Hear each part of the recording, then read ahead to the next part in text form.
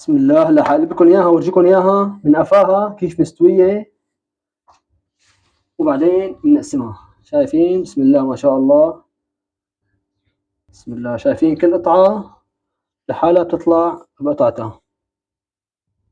يا عيني، قولي الطراوة. شايفين الطراوة؟ شوفوا قد ما بنكبسها عم ترجع لحالها ولبالها. عجينة هوا، نغم نغم يا جماعة، والله شي فاخر على الآخر. شايفين لي الطراوة؟ شوفوا لحالها عم ترجع هوا على حلة. شايفين؟ متابعينا الأكابر جدا، طمنوني عنكم، إن شاء الله تكونوا بصحة وخير وحب يا رب. اليوم مثل ما شفتوا عاملين خلية النحل بطريقة كتير سهلة بعجينة قطنية واسفنجية جدا جدا رائعة وأكابرية مثل حكايتكم. يلا خلونا نبلش، ما نطول عليكم، وشو معي خطوة بخطوة حتطلع معكم مثل اللي شفتوها وأطيب إن شاء الله.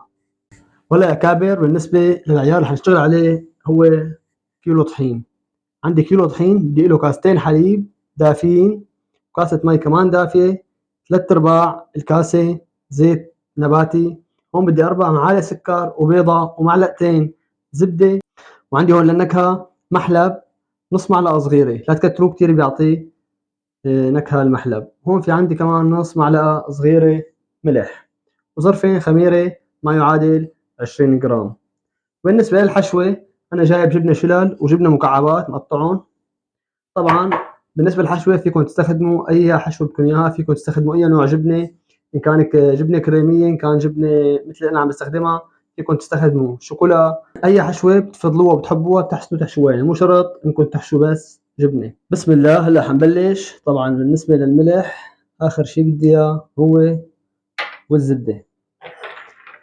طبعا أول شي راح أحط الخميرة وخليها تتفاعل مع المواد السائلة.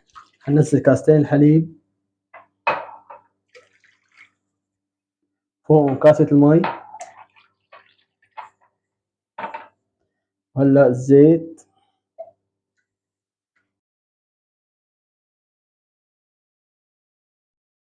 بعد ما نزلت الزيت نزلت 4 معالق سكر ونزلت البيضة كمان معهم، بس وقف التصوير أنا وعم نزلهم.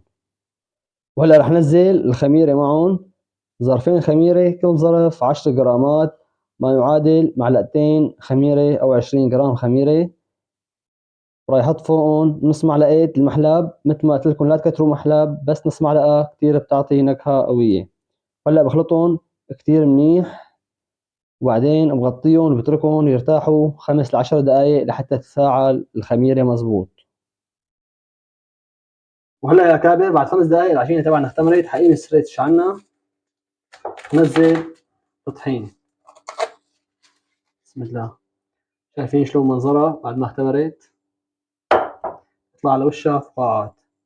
هلا نقول بسم الله وننزل الطحين شوي شوي. طبعا هذا طحين كالعادة، أنا بقول لكم الطحين بنخله قبل ما اشتغل فيه، أنا ناخله ومجهزه. رح نزل نص الكمية عجنها، وبعدين بنزل النص الثاني. هلا بعد ما عجنت نص الكمية رح انزل الملح كمان عليهم، نص معلقة صغيرة، حركهم مع الملح وبنزل باقي الكمية. بسم الله. رح بلش عجن فيهم.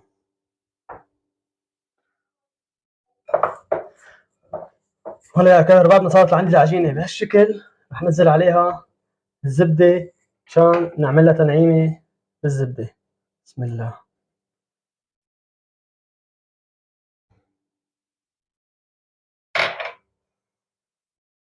بدهنها منيح بالزبدة، برجع بعمل لها دعكة أخيرة بالزبدة، هيك تقليب.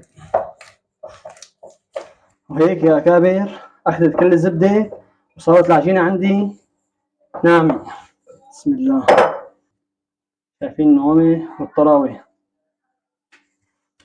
هلا بهالشكل بحطها بهالزبدية وبغطيها وبتركها ترتاح نص ساعة بمكان دافي. وهلا يا أكابر بعد ما اكتملت العجينة عندي وصارت الدبل راح نكشفها ونبلش شغل فيها. هلا حطيناها على الرخامة وراح نقسمها نصين مشان نقطعها. بسم الله. هي أول نص راح أسويها بهالشكل.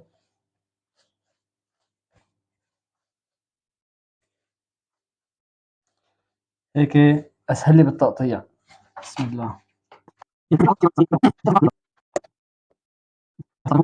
عندي هون صينية دهنتها منيح بالزيت ودهنت كمان الأطراف تبع الصينية. بسم الله.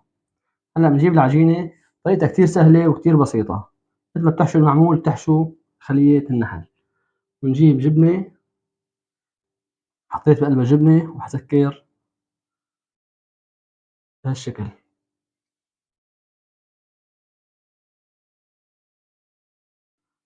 عم نسحب لتحت لحالها، بس نقفل القفلة من تحت نسحبها هيك ونسكرها لحالها من فوق بتاخد الشكل تبعها. بسم الله. ونصفها بالصينية. هلا بناخد واحدة ثانية، بناخد كمان جبنة ونسكر عليها.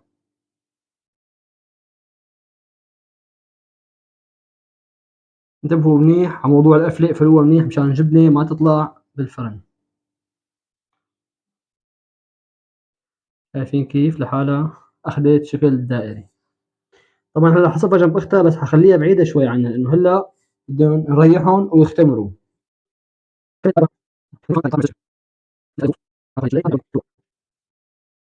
رح صفهم هيك بهالشكل كل وحدة جنب أختها. رح أخلص كمية كلها وبرجع لكم بالمرحلة الجاية. وهلا يا أكابر خلصت حشيهم. شوفوا أنا عم بحشي مثلا اللي خلصتهم أول شيء بلشوا يختمروا، اللي خلصتهم بعدين لساتهم صغار، هلا كلهم بيختمروا بيصيروا قد بعض وبسكروا الفراغات هي كلياتها. هلا حساوي بالعجينة ضلت وحدة ثانية بنفس الطريقة بس بحط لها قطر. بالله هلا يا كابر حنكشف عن العروس تبعنا. يا عيني شايفين شلون نفشت، منظرها كثير بجنن. هلا في عندي هون بيضة حط عليها فانيليا عشان نروح الزنخة تبع البيض، وحط عليها معلقتين سكر صغار عشان يعطوا اللون الحلو اللي بتشوفوه بعد ما تطلع من الفرن. وعندي هون حليب كمان راح احط معه شوية حليب. هلا راح اخلطهم، اخفون كثير منيح. هلا بعد ما خلطناهم كثير منيح بسم الله بالفرشاية على الخفيف، ما بدي اكبس عليها للقطعة عشان ما اروح الاختمار تبعها والنفشة تبعها. شايفين كيف بهالشكل.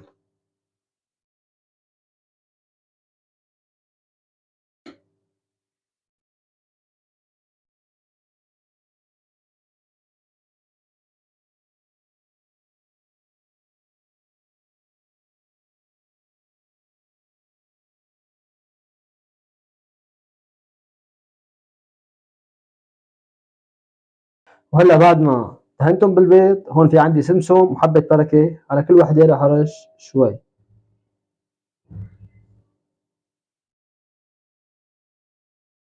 وهلا يا كابر بوشنا على الفرن، طبعا محمى مسبقا على حرارة 200. بسم الله. هي حطيناها بالفرن. وهلا يا كابر بعد ما طلعت صينيتنا من الفرن دهنها كلها بالزيت على وشها. شايفين شلون صارت عم تلمع وبتضل طرية. يا عيني. ونعرف انه عجينتنا ناجحة ولا لا نحط ايدنا على خلية النحل ونعطيها كبسة. شايفين ترجع لحالها. يا عيني. شايفين محلاها وأطراها. هلا حخليها بس لتبرد شوي وبعدين بقسمها وورجيكم اياها لساتها مثل النار. وهدول باقي العجين قلت لكم ما طلعوا صينية كاملة، سويتهم على شكل هلال وقطرتهم بالقطر. هلا صار عندنا في مالحة وحلوة. بسم الله. هلا حقلب لكم اياها وورجيكم اياها من قفاها كيف مستوية وبعدين بنقسمها. شايفين؟ بسم الله ما شاء الله. وهلا حنرجعها على الصينية. بسم الله يا رب. بسم الله. شايفين كل قطعة لحالها بتطلع بقطعتها. يا عيني. ولي الطراوة. شايفين الطراوة؟ شوفوا قد ما بنكبسها عم ترجع لحالها ولا بالها. عجينة هوا سفنجية بعد الحدود يا جماعة. بسم الله. هلا شايفين هي قطعة الجبنة، حطيت أنا جبنة مكعبات وجبنة الشلل، إذا ملاحظين شلون كلها متعمشقة بالعجينة. يا رب. لا. يا جماعة عم ناكل هوا. نص معلقة محلب اللي حطيناها عطت ريحة طعمة كتير كتير طيبة. وهلا بعد ما أكلنا ودقنا المالحة وشفنا قديش طيبة وطرية وسفنجية، طبعا هاي فيكم تاكلوا منها على الفطور أو على السحور، والتانية للتحلاية. هلا حنذوق اللي حطينا لها قطر. بسم الله. يا عيني.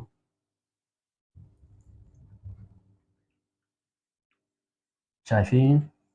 هاي لمعة القطر اللي عليها، هذيك دهناها زيت. بسم الله.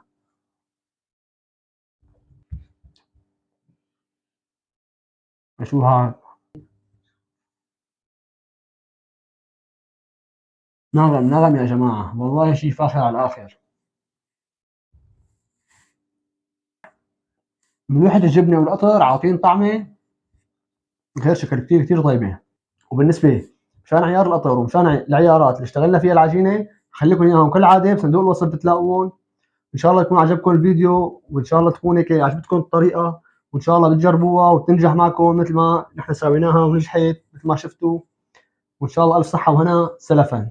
لا تنسونا اول شيء بهالايام الفضيلة من دعائكم، ولا تنسوا كمان تشتركوا بالقناة اللي لسه ما اشترك، وتفعلوا زر الجرس مشان يصلكم كل جديد بننزله. وكمان لا تنسوا تضغطوا لنا لايك على الفيديو، لانه اللايك كثير كثير مهم وبيرفع الفيديوهات. وان شاء الله كل عام وانتم بألف ألف خير. السلام عليكم ورحمة الله وبركاته.